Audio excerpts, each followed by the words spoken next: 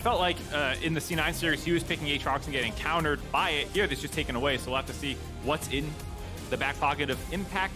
He has played some Does he different... know Kennen? Well, I mean, technically Impact has everything in the sense because he's played it forever. He had a lot of plays. That top die meta was basically Gnar Kennen. He played both sides of that and do extremely well. So could go for it. Instead goes for the Renekton. Not a surprise there. Very strong frontliner. I mean, you're talking about the importance of comfort picks and going back to the things you know. I feel like just being a professional top laner for the sheer amount of time Impact has, you're going to have 100 games on Renekton. Yeah. Right? Like, it's just been such a staple for so long. This is something that any top laner that's been around for any amount of time has reps on. Absolutely. And I mean, this game just looks like it's going to be a brawl, right? Like, I think, you know, when you look back to the previous games, it was more, okay, TSM maybe has some scaling advantages. Sure, there's the Sivir to farm here, but it's not Sivir plus an Enchanter. Like, this is just a couple of mid-gamey comps that are going to slam into each other. You know, Ahri wants to dive, Lissandra wants to dive, Lee Sin and Vi, Renekton and Aatrox. These are all very similar champions in how they want to do it and how they want to play the game. That's what Game 2 was, too. Two very similar team comps, same time this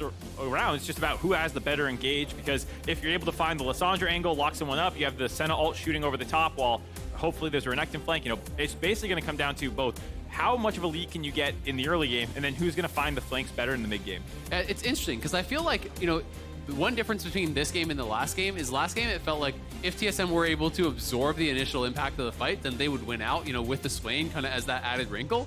In this one, I really feel like any stage of the game, it's anyone's fight, right? Like, I don't think that there's any sort of big scaling advantages at any period of the game here, really. The Senna scales incredibly well. You know, Sivir is going to put out higher DPS, but it's going to be a really interesting one. The crowd's ready to go. I'm ready to go. TSM and EG ready to go, tied up 1-1 here in this series. Isaac, I want to go back to what you were talking about when I said I don't like the Vi pick. You said as long as she has buddies, you're okay with it. Is Rakan and Ahri and Aatrox, is this enough of a buddy system to go in with her for this to be good? Or you think it's just not got enough oomph? I mean, they're going full dive, right? So they did draft to what I was talking about.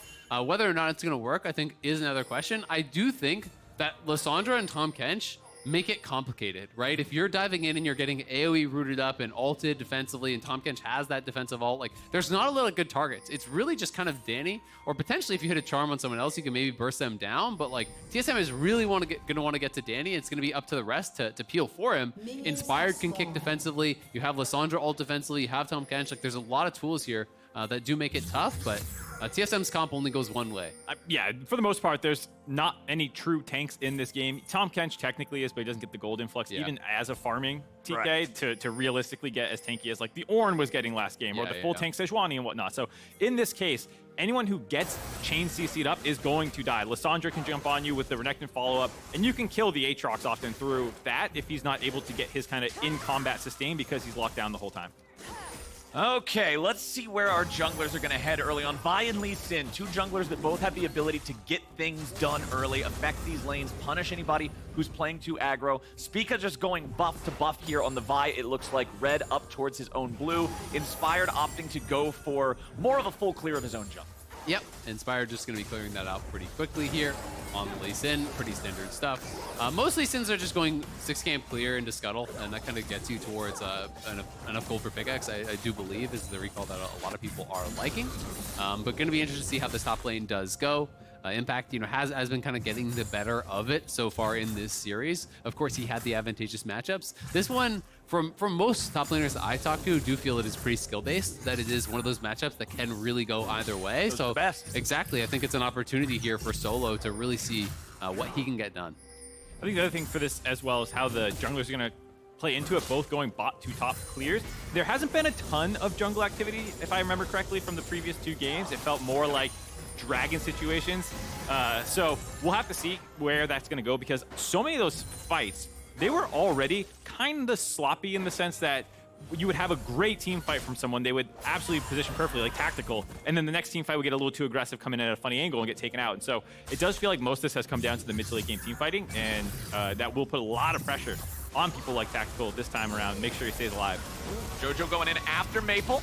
Inspired shows up right behind him. Spica's ready to try to spoil the gank, and Maple will barely live, but he's got 100 HP and no flash. Very well done. You know, just goes in, lands that root. Inspired can follow up, even though you're going to tank the charm there.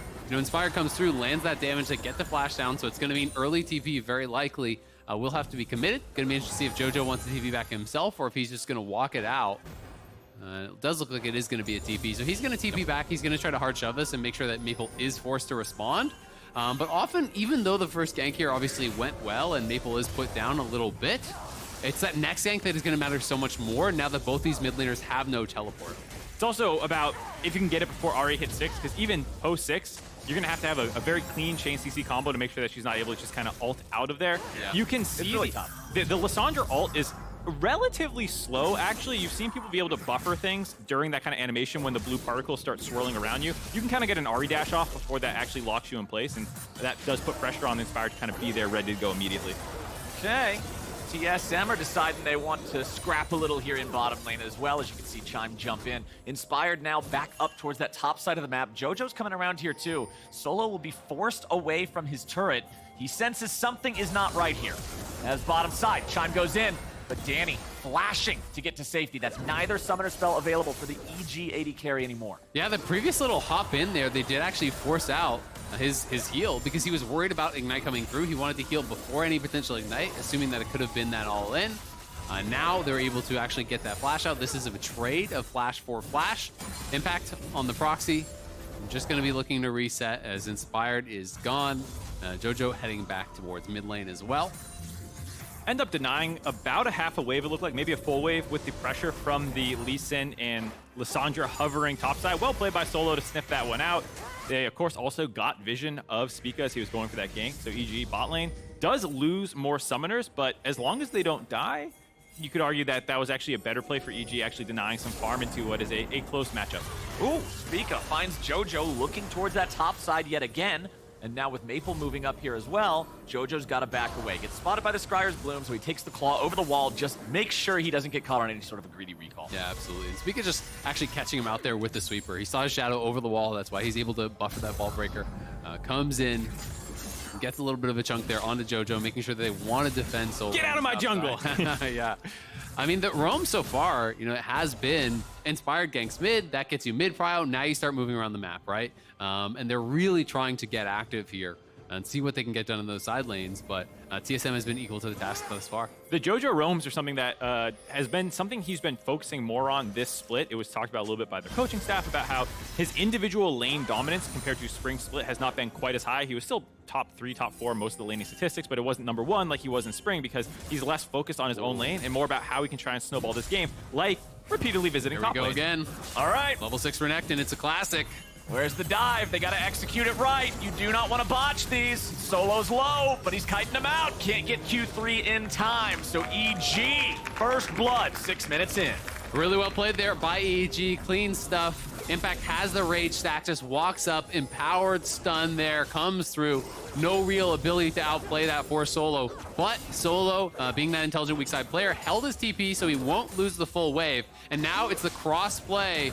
No summoners on Danny. Okay, Chime's gonna take the aggro first, and Danny just explodes. Chime goes back in, but Vulcan picks him up, so it's 1-for-1 down here. But Maple wants to make it go TSM's way. Thick skin from Vulcan keeps him alive a little bit longer. Now he's trying to go get another lick. Vulcan got a kill on Maple. Spica might just die here now too. Inspired goes in. Tactical's gonna die next. That was an absolute buffet from TSM. 5-1 kills for EG now. They just collapse on that play after Vulcan basically turns it on his own. Senna TK is such a difficult lane to die. They run that tweet. Yes. He's piss chilling at T1 turret. Let's go. Oh no. It's chilling in TSM low right now. Yes. Oh my god, they all come in for the dive. It's a 4-man dive. That's a tanky Tom Kench though. This is not easy to actually take him down. What a disaster there for TSM. That's a rough one. 5-1. It's not even 8 minutes in. It's a 2K lead for EG. Yeah, we'll take another look at this play. Okay, coming let's in. do it. It's not 6 yet, which is when this dive becomes legitimately impossible. So I understand with no sums what they're thinking to kill Danny, but it's a full health Tom Kench afterwards. So while you're able to 100-0 him, that's great stuff, but you have to respect the fact that Tom Kench is so hard to kill at this point.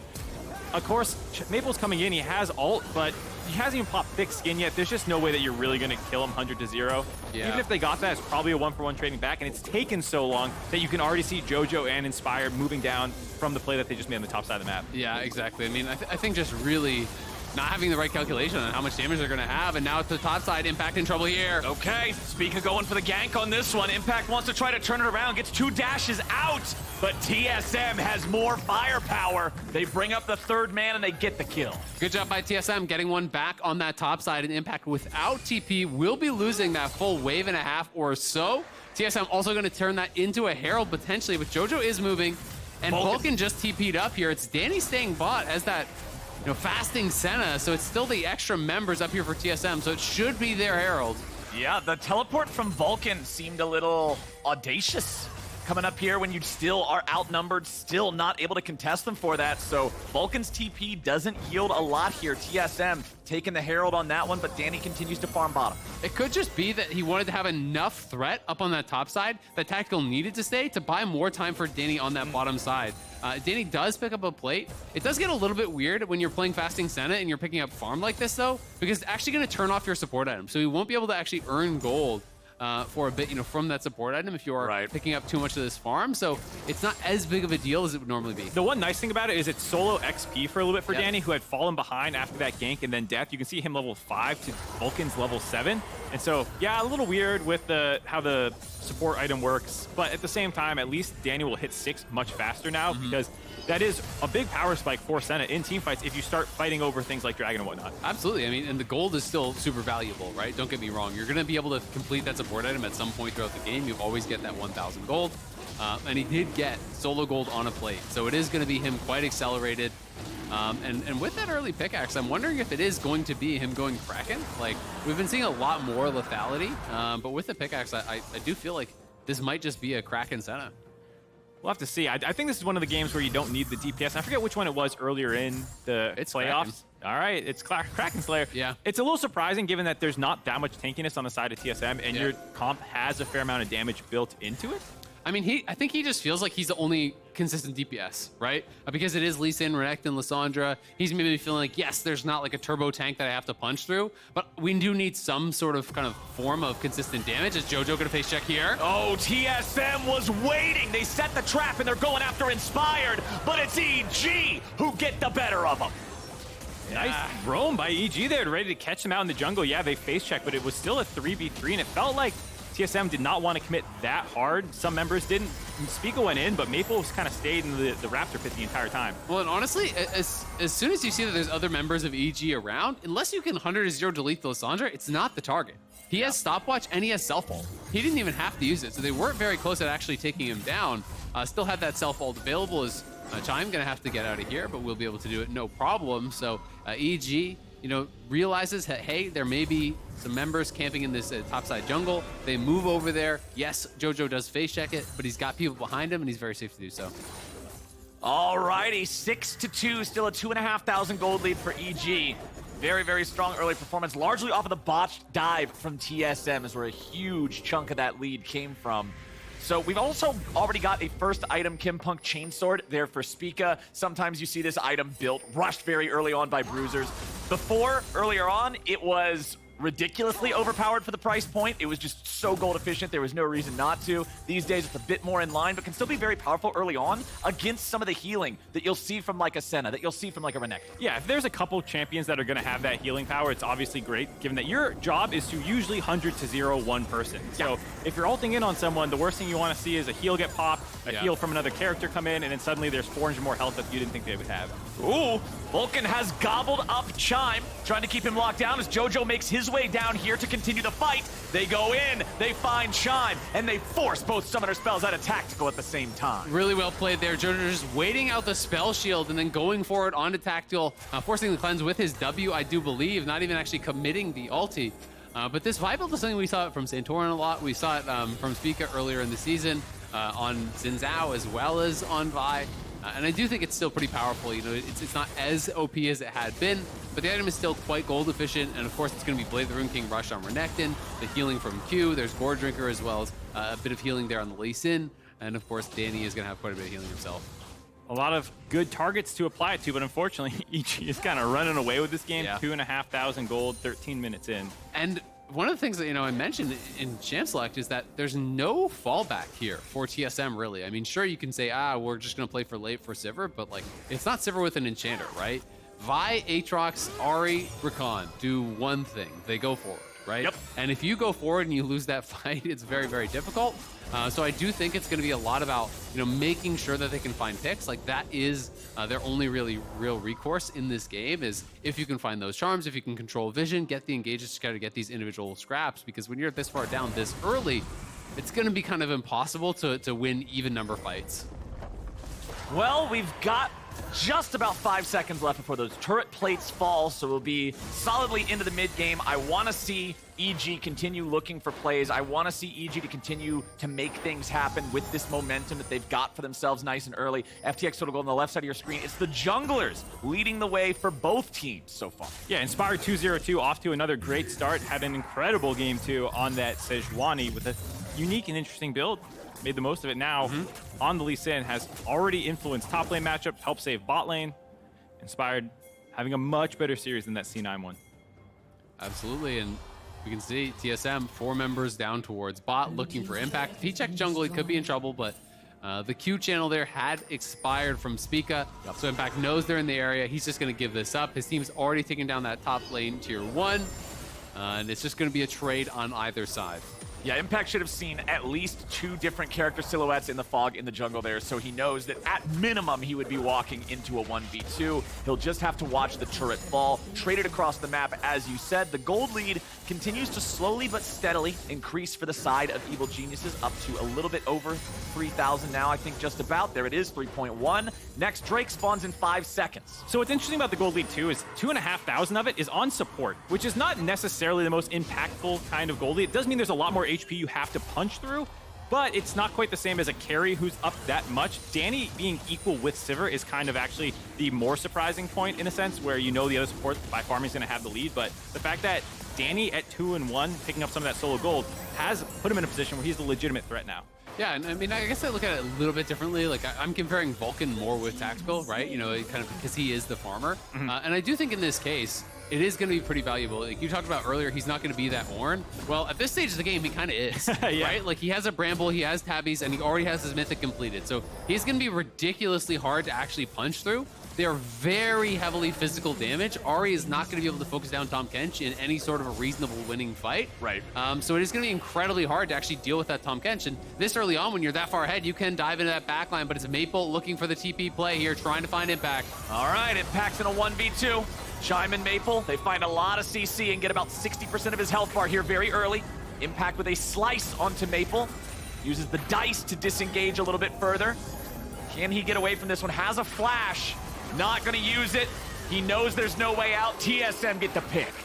Slow played, but well played by TSM. They're kind of just using the range advantage to bully Renekton, who has no way to get on top of them if he's not gonna flash, and that's gonna still not work out that well for them. So they do lose the Rift Herald during that play. It was well done, though. Able to pick up a quick kill. And like you said, just ignore the Tahm Kench if he's the big Fed member of the enemy team. Yeah, absolutely. And at the end of the day, they weren't going to be able to really win the fight at the Herald anyway. They're too far down, so they take what they can get. They utilize the DP, find a kill there, and should be fairly happy about that. But Inspired just immediately drops the Herald mid. EG on the push here, and can threaten, as it's just Tactical and Chime for now. They're for sure going to get the crash. We'll see if they can get enough damage in on this tower to threaten an actual turret take, but it doesn't look like it. Yeah, they got it low, but not low enough. They have to back away. 3 TSM players hanging out here. Gold lead up to about 3,500. Oh, Spica. Oh, that's not where you wanted to be, buddy. Not at all. Tries to turn around, use the ulti as a bit of an escape mechanism. Tried to flash over the wall, but the flash wasn't great. Is it still enough to get him out? It is.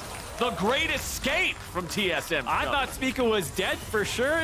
You saw a ton of abilities drop there by EG, but Spica is able to kite it out, and very importantly, goes for a different build than you usually see from the Sunderer. Vi, we've seen some people also go Turbo Chem Tank even. I believe it was Inspired who had done that, and people are more and more opting to try this kind of tank Vi build. Yeah, I mean, he's on Frostfire Gauntlet, right? And, having that early Mythic here gives him the survivability. That was actually a lot committed, right? That was the ultimate there from JoJo. That was a flash from a Vulcan. Yes, he use his own flash to get out, but Very well done in what was essentially a 1v3, almost a 1v4 there for Spica.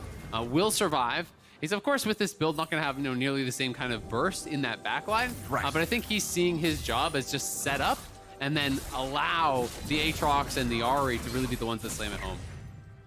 Interesting to also note, sometimes the pairing with a champion like Vi that has point and click leads us into seeing those more damage-heavy Ahri builds. Abadaga on 100 Thieves is a big proponent of this, like whenever you see them playing the Vi or something like that, he's going to have the Luden's Echo, he's going to have the Sorcerer's Shoes, but not from Maple. Maple continuing to just go for Everfrost, cooldown boots. Ooh. Solo getting caught out a little bit here. Inspired gets the positioning to land the kick. They still can't kill him, and now Spica's ready to turn it around. Danny's ult comes in from across the map. TP's gonna show up here too. Jojo wants to chase after him, but he can't do it. Honestly, really good stuff from TSM. Disengaging on this one. Everfrost being thrown back and forth. I got one, you got one, everybody's got an Everfrost. Nobody locked down, nobody dead. All that CC, and they both get out alive at the end of it. Well done by Solo, getting a nice gore drinker off to kind of stay alive and buy enough time for Spica to get in there and force them back. TSM might not be done, though. Try to find a way into the river and find someone in rotation, but Danny and Vulcan had already made it back to mid lane. Yeah, going to be able to hold on to mid lane there. And no heal cut from Impact or Inspired, and that really is the big difference there. You pop the Aatrox ulti, you know, that's amping the Gore Drinker and everything, and now Impact here could be in trouble. Jojo, do you even want this? They're going to TP in. He does. He goes over the wall, but remember, Renekton has no ulti. They're going to stand and fight without it, as Solo's now going to be taking a lot of the damage, and Jojo goes into a stopwatch. He's going to stay alive. 2 already dead. EG picked a good fight. So many ults have been burned in the previous engage. Like you said, Renekton no ult, but Aatrox critically as well. No ultimate, no massive extra increased self-healing, so they're actually able to focus him down and kill him. 20-minute Baron, they're just going to start this up. This is huge. If they're able to get away with this, the whole game just becomes an avalanche that TSM has to survive. They got 3 players here to try to stop him. Baron's at half HP. They land the charm onto Inspired. Chime is ready to go in. Inspired is nearly dead. Inspired heals through a smite, but now it's not ready to secure the objective. Inspired and the rest of EG got to try to get away. Tactical's going to be jumped on. A shutdown. They'll trade 1 for 1. EG continues to retreat as TSM's ready to punish, and Solo's wings spread wide. Maple wants to look for an angle here too, but Impact just wants to get away.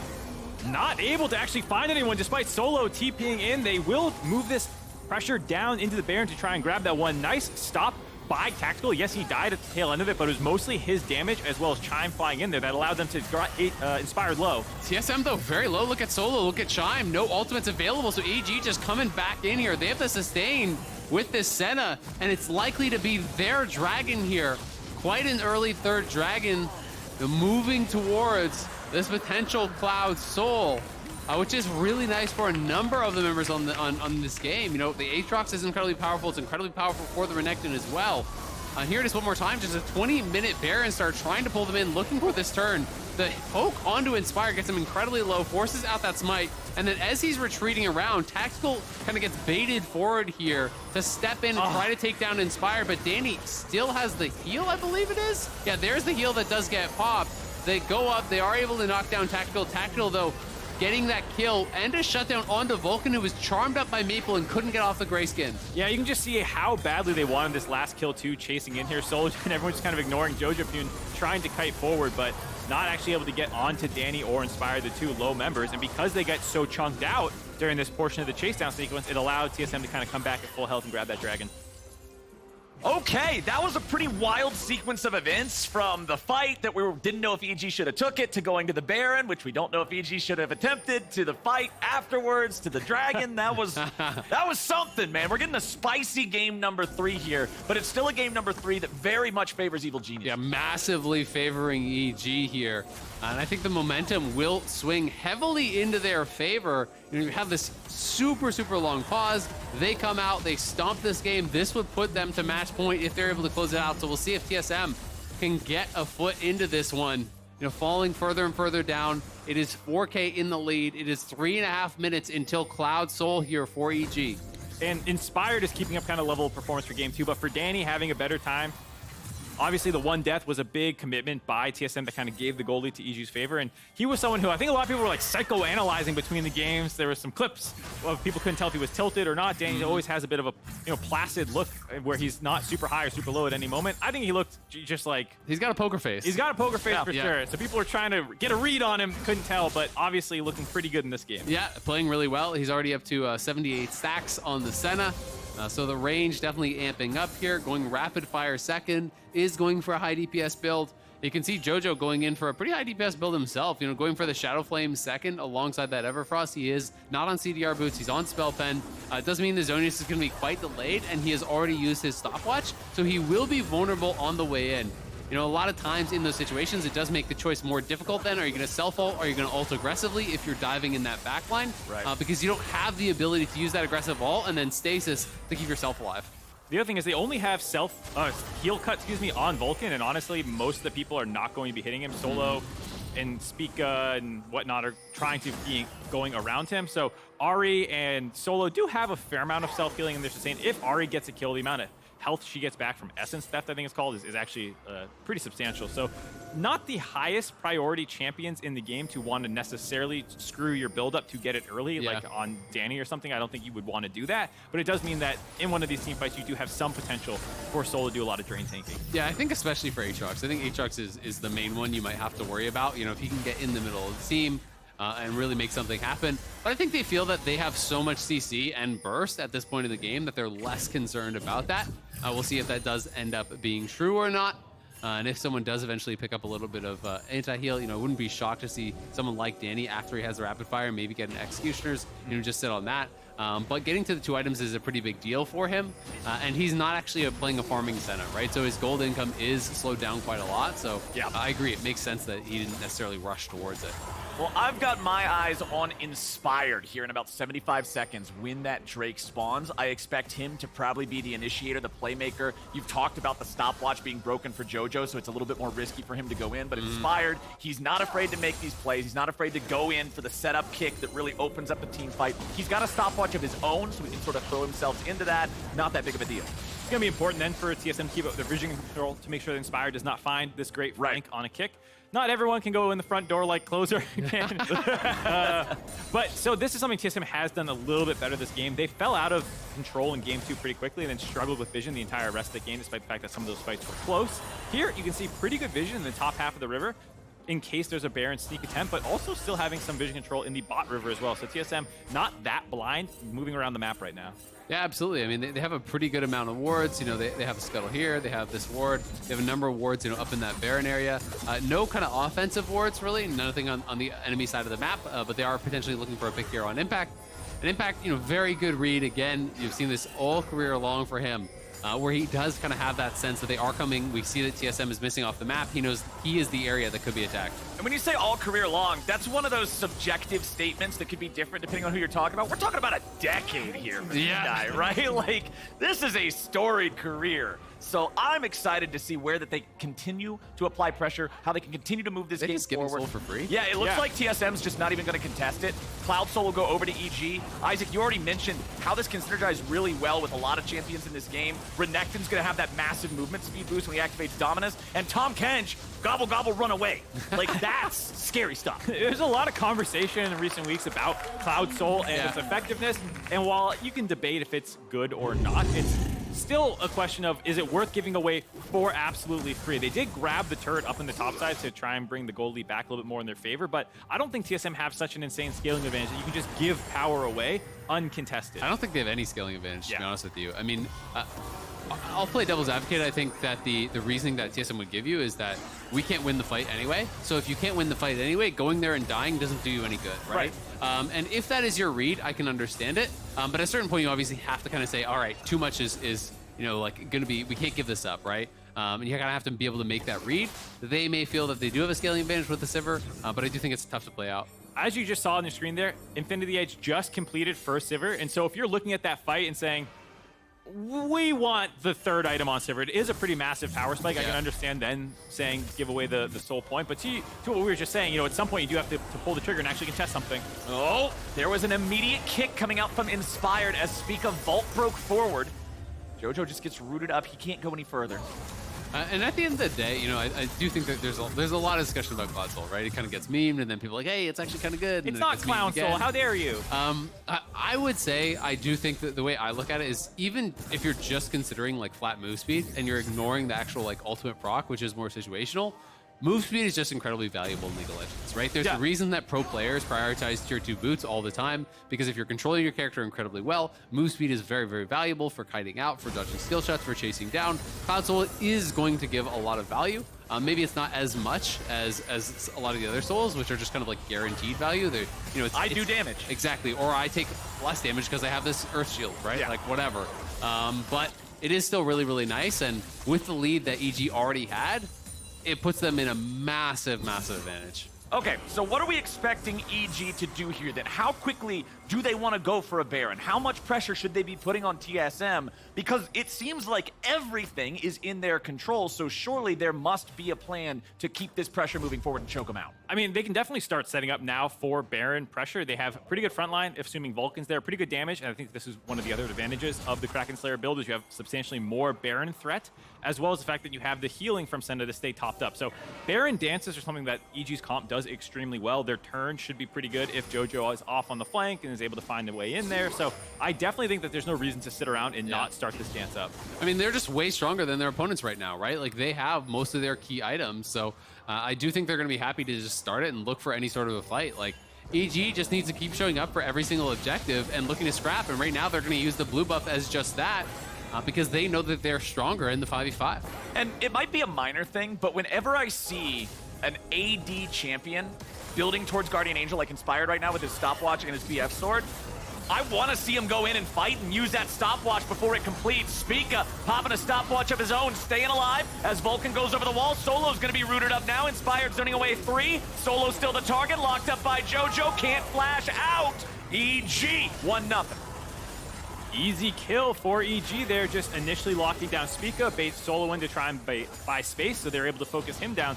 Now without Solo available, it's going to be very hard for TSM to stop this Baron. Only Spica's ultimate available. And JoJo has TP. He's going to go back to base, and he could look for a potential TP flank coming through here. Spica has a long run out from base, and we don't have eyes on where JoJo could be coming in. Neither does TSM. Okay, EG.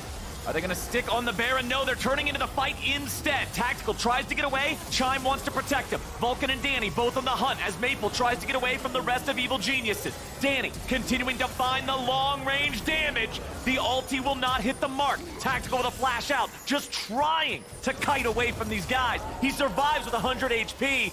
And he will not drop yet. EG's not done. Inspired's coming around from behind. A TP shows up. Sonic Wave won't hit the mark, but now Spica's in some trouble again. JoJo gobbled up and kept safe as Danny puts a bullet in Spica's back. Solo finds himself living up to his name in the middle of everybody, and I don't think he's sticking around much longer. Impact on a killing spree, and TSM lose everybody except the support. EG crushing TSM in this third game here, chasing them across the map from the Baron to the tier 2 bot lane, diving them there, asserting their dominance and letting TSM know in no uncertain terms, this game is over.